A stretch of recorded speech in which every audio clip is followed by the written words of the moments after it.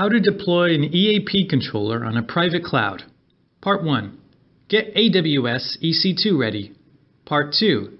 Install EAP controller on EC2. Part 3. Settings on the EAP side. This tutorial will show you how to deploy an EAP controller on AWS. We'll operate in this topology. Part 1. Get AWS EC2 ready. Browse the Amazon Web Service website and get your account ready. AWS free tier provides new registered users with 750 hours per month of instant usage for free within certain usage limits. Now create an AWS account following the instructions or sign in directly if you have an AWS account already. I'll use an existing account for this demo. Out of a variety of features provided by AWS, we will utilize only EC2. EC2 offers virtual machines known as instances. By launching instances in a closer region, you'll get better stability and lower latency. From the EC2 console dashboard, choose Launch Instance. Make sure you select the proper region before creating an EC2 instance. This page displays a list of virtual machine images called AMIs. In this tutorial, we'll choose Windows Server 2012 R2 marked Free Tier Eligible as an example. Other Windows images can also be used. On the Choose an Instant Type page, you can select the hardware configuration of your instance. Here we select the T2.micro type. It is eligible for the free tier. On the Review Instance Launch page, choose Edit Security Groups for detailed firewall settings. Select Create a new security group. To achieve the goal of managing remote EAPs, add rules that allow unrestricted access to the following ports.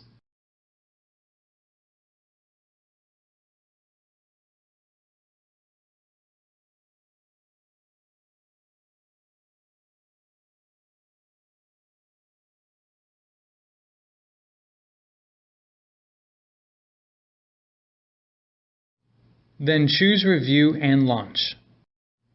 On the Review Instant Launch page, choose Launch.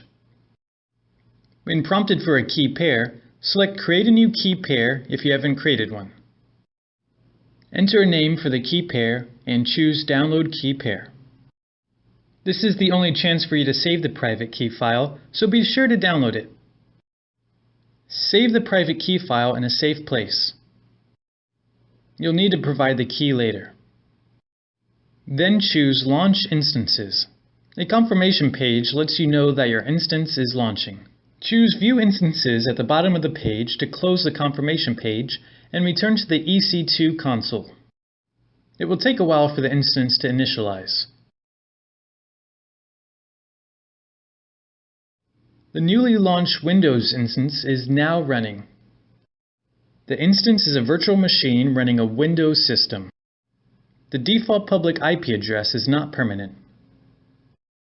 We need to assign an elastic IP address to the instance. An elastic IP address is a static public address associated with your account. Navigate to Network and Security and Elastic IPs. This list should be empty if you haven't created any. Now click Allocate New Address. Confirm to allocate when prompted. Then a new elastic IP address will be shown. Click Actions, Associate Address. Click the Instance Input box and choose the new Windows instance. Click Associate to associate the elastic IP address to the Windows instance.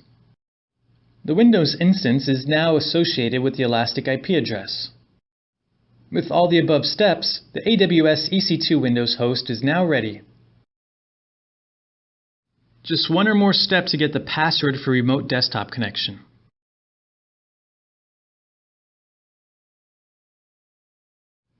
Select the key file we downloaded previously. Decrypt password to note down your password.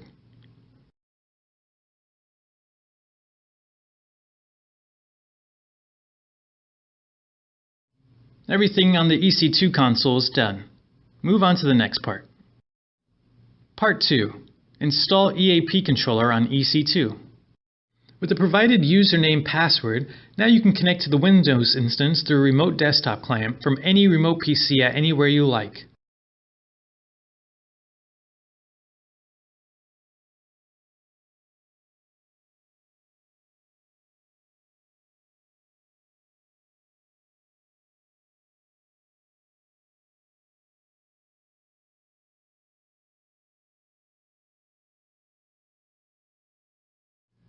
Logged in.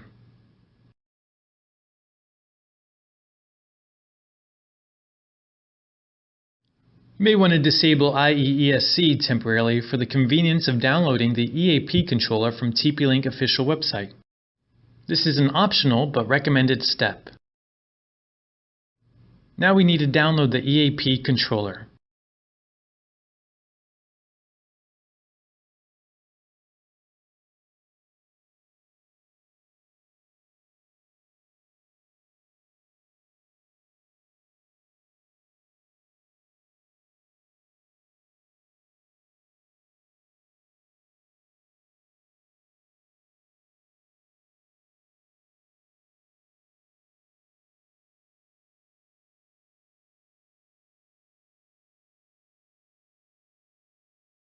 Install the controller.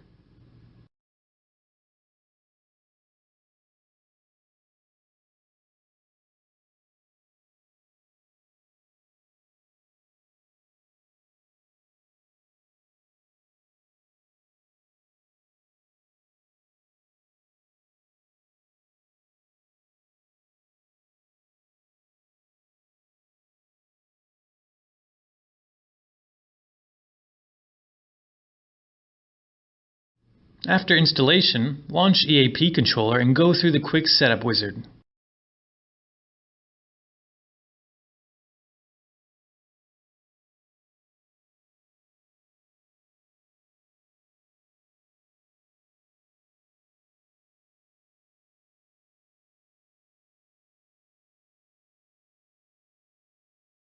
Note down the username and password. Keep the EAP controller running.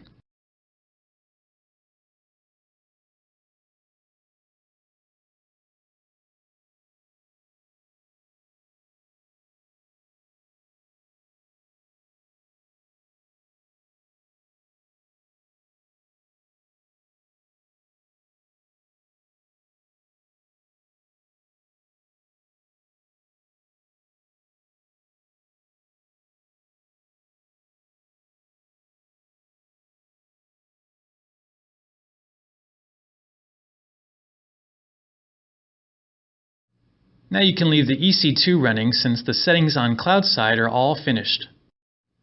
Part 3. Settings on the EAP side.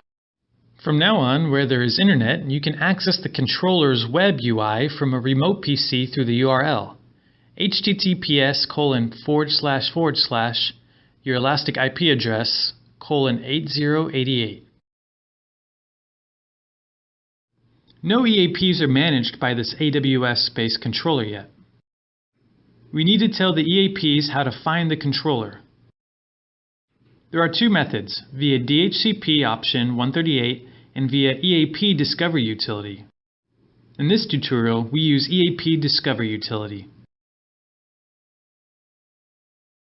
The Discovery utility is included in the controller installation package. So we need to install the EAP controller on this laptop, but only to utilize the Discovery utility.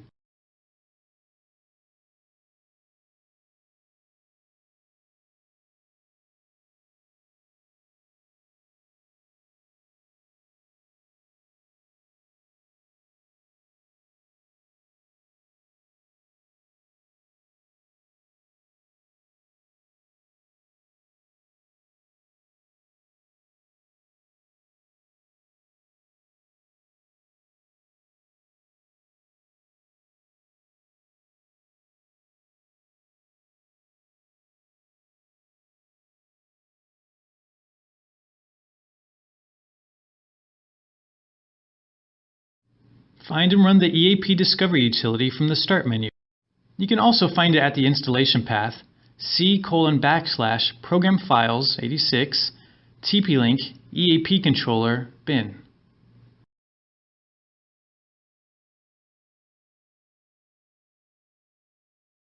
All EAPs in the local network will be discovered. If your EAPs have the same username and password, you can click Batch Setting.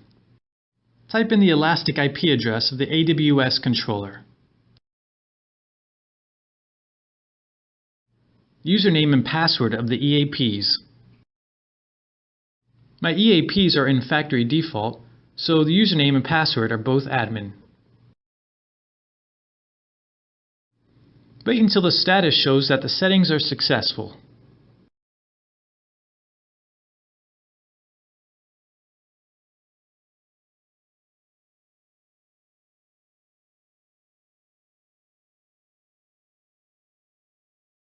Done. Now we check the result.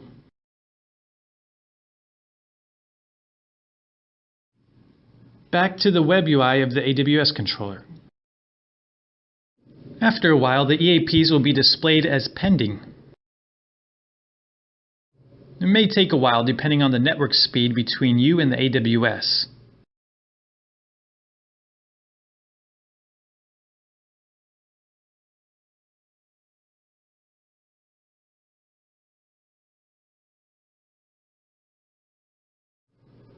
Batch adopt.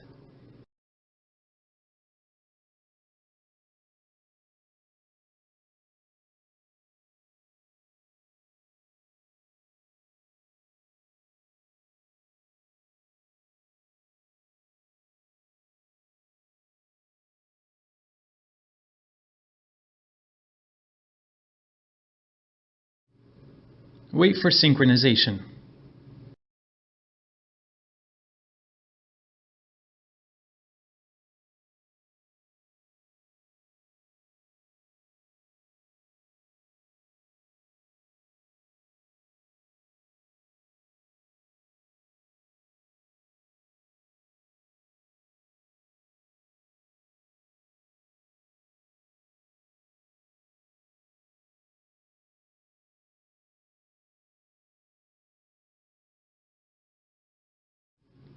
Now my EAPs have been adopted and configured by the AWS controller. Wireless settings have been pushed and have taken effect.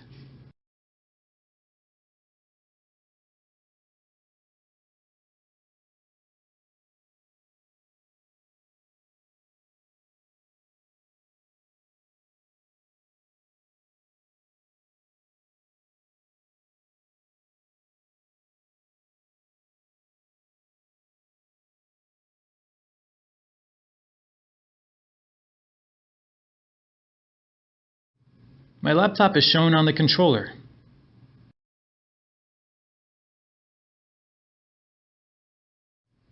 For EAPs of other locations, you can use the same methods to add to the controller.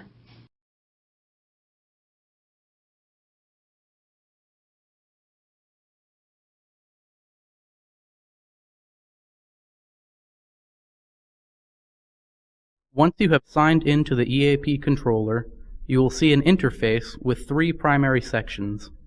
The first section provides information on APs and stations. The AP portion tells you how many EAPs are connected, disconnected, and pending. You can click on any of these numbers to go to the corresponding page on the Access Points tab. The Stations portion tells you how many users and guests are on the network. You can click on either of these numbers to go to the corresponding page on the Clients tab. To the right of this information is a refresh button that allows you to refresh the data and set an automatic refresh interval. The Settings button allows you to access settings, and the Sign Out button allows you to sign out of the management interface. The second section is the monitoring area, which provides network usage, data traffic, and client connection information for each EAP, as well as information on the activity of each client. Here you can also monitor network traffic and view detailed status information for each EAP and its clients. The third section outlines settings and allows you to simultaneously configure the wireless settings for all EAPs on the network and change the system settings for the control software. To control your EAPs, you first need to take them under the control of the controller software. This is easy to do when the EAPs are in the same network segment as the computer on which you are running the EAP controller software. If the EAPs are not in the same network segment as the computer, you can discover them using the EAP controller's Discover function, which we will discuss later. Click on Pending at the top of the screen to see a list of EAPs that you can take under control of the software. Select the desired EAP and click on the Adopt button. Then enter the username and password of the EAP, which are both set to Admin by default. If all of the targeted EAPs have the same username and password, you can click Batch Adopt to adopt them all at the same time. The EAP controller software allows you to upload custom maps and floor plans that represent your indoor environments. You can then drag the unplaced APs from the Unplaced APs list to mark their actual locations on the map and create a visual representation of the wireless network. This allows the network administrator to monitor and maintain the network with great efficiency. When the EAP controller is launched, a sample map is displayed. The legend in the bottom corner defines the scale of the map. To upload a map, click Configure Maps in the top right corner of the map area. Click Add and create a name or description for the new map. Then select your customized map image and click Create. The map will then appear in the drop-down list. To define the scale of the map, select a map from the drop-down list and use the Zoom slider to zoom in and out. Click on the triangle button and draw a line on the map by clicking and dragging the cursor. If you need to redraw the line, just click and drag again to draw a new line. Once you are satisfied with the line, click Next. Enter the distance that the line represents in the distance field to set the scale of the map. The distance is measured in meters by default, but you can switch to feet in the drop-down menu on the right. Click Confirm to start using your new map as a visual model of your wireless network. Now you can drag the unplaced EAPs onto the map. You can drag connected EAPs to the appropriate locations on the map to create a visual overview of all connected EAPs on the network and view detailed information for each. After dragging an EAP to the map, you can click on it to reveal additional options. Click here to lock and unlock the location of the selected EAP.